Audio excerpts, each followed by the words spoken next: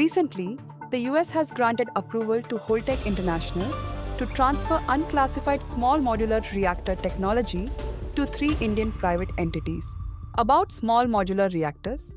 Small modular reactors are advanced nuclear reactors that have a power capacity of up to 300 megawatt per unit, which is about one-third of the generating capacity of traditional nuclear power reactors. SMRs, which can produce a large amount of low-carbon electricity, are small, physically a fraction of the size of a conventional nuclear power reactor. Modular, making it possible for systems and components to be factory assembled and transported as a unit to a location for installation. Reactors, harnessing nuclear fission to generate heat to produce energy. Advantages? Many of the benefits are inherently linked to the nature of their design, small and modular. Given their smaller footprint, they can be sited on locations not suitable for larger nuclear power plants.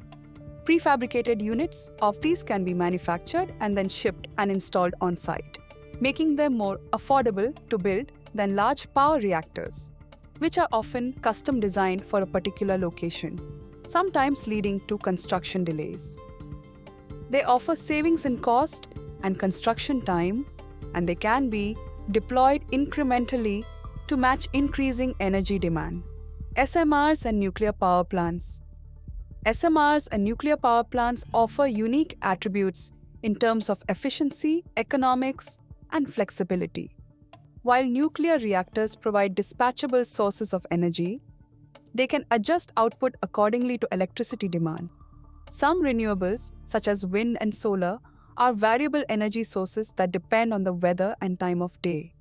SMRs could be paired with and increase the efficiency of renewable sources in a hybrid energy system. These characteristics position SMRs to play a key role in the clean energy transition, while also helping countries address the Sustainable Development Goals.